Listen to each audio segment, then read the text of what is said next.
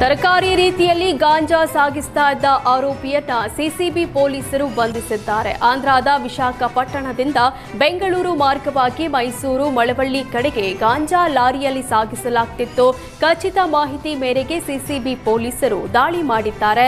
Lorry ಚಾಲಕ ರವಿ ಎಂಬಾತನನ್ನ ಬಂಧಿಸಿದ್ದು 3 ಕೋಟಿಗೂ ಹೆಚ್ಚು ಮೌಲ್ಯದ 332 ಕೆಜಿ ಗಾಂಜಾ ವಶಕ್ಕೆ ಪಡೆದಿದ್ದಾರೆ. ಪ್ರಕರಣ ದಾಖಲಿಸಿಕೊಂಡಿರುವ ಪೊಲೀಸರು ಗಾಂಜಾ ಎಲ್ಲಿಂದ ಸಾಗಿಸಲಾಗುತ್ತಿತ್ತು, ಎಲ್ಲೆಲ್ಲಿಗೆ ಸಪ್ಲೈ ಆಗ್ತಾ ಇತ್ತು, ಇದೆಲ್ಲದರ ತನಿಖೆ ಆರಂಭಿಸಿದ್ದಾರೆ. ತೈಲ ಬಿಕ್ಕಟ್ಟಿನಿಂದ ಗ್ಯಾಸ್ ಸಿಲಿಂಡರ್ ಸಿಗದೆ ಹಲವೆಡೆ ವಾಣಿಜ್ಯ ಉದ್ದೇಶಕ್ಕೆ ಗೃಹ ಬಳಕೆಯ ಸಿಲಿಂಡರ್ ಬಳಸಲಾಗ್ತಾ ಇತ್ತು.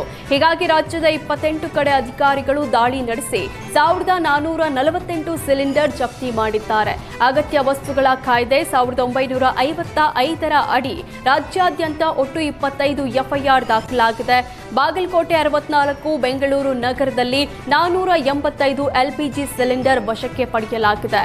ಬೀದರ್ 105, ಚಿಕ್ಕಬಳ್ಳಾಪುರ 135, ಯಾದಗಿರಿ 100 ಸೇರಿ ಹಲವೆಡೆ ದಾಳಿ ನಡೆಸಿ ಸಿಲಿಂಡರ್ ಜಪ್ತಿ ಮಾಡಲಾಗಿದೆ.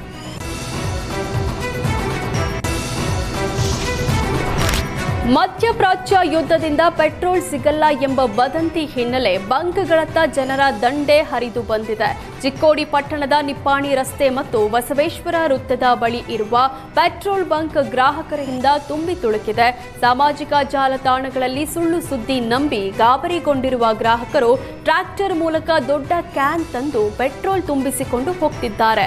ಕೂಡಲೇ ಎಚ್ಚೆತ್ತ ಸಿಬ್ಬಂದಿ ಸಾಕಷ್ಟು ಪ್ರಮಾಣದಲ್ಲಿ ಪೆಟ್ರೋಲ್, ಡೀಸೆಲ್ ಸ್ಟಾಕ್ ಇದೆ, ಯಾರೂ ಸಹ ಗಾಬರಿ ಆಗಬೇಡಿ ಅಂತ ಮನವಿ ಮಾಡಿದ್ದಾರೆ.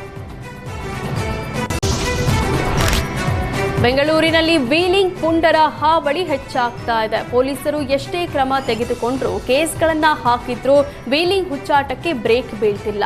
ಇದೀಗ ನಾಯಂಡಹಳ್ಳಿ ಅಂಡರ್ಪಾಸ್ ರಸ್ತೆಯಲ್ಲಿ ಯುವಕನೊಬ್ಬ ವೀಲಿಂಗ್ ಹುಚ್ಚಾಟ ನಡೆಸಿದ್ದು ವಿಡಿಯೋ ವೈರಲ್ ಆಗಿದೆ.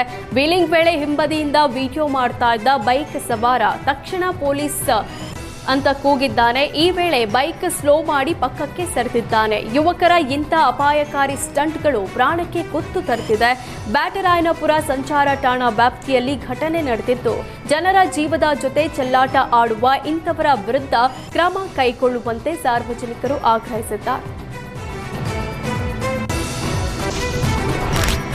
ನಿವೇಶನ ಸಂಬಂಧ ವರದಿ ನೀಡಲು ಲಂಚಕ್ಕೆ ಬೇಡಿಕೆ ಇಟ್ಟ ಕೋಲಾರ ನಗರಸಭೆಯ ಆರ್ಐ ಹಾಗೂ ಬಿಲ್ ಕಲೆಕ್ಟರ್ ಲೋಕಾಯುಕ್ತ ಅಧಿಕಾರಿಗಳ ಬಲೆಗೆ ಬಿದ್ದಿದ್ದಾರೆ.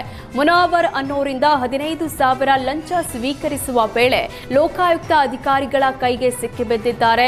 ಡಿವೈಎಸ್ಪಿ ವೆಂಕಟೇಶ್ ನೇತೃತ್ವದಲ್ಲಿ ದಾಳಿ ನಡೆದಿದ್ದು 3 ಜನರನ್ನ ವಶಕ್ಕೆ ಪಡೆದ ಕೋಲಾರ ಲೋಕಾಯುಕ್ತ ಅಧಿಕಾರಿಗಳು ವಿಚಾರಣೆ ಮುಂದುವರೆಸಿದ್ದಾರೆ.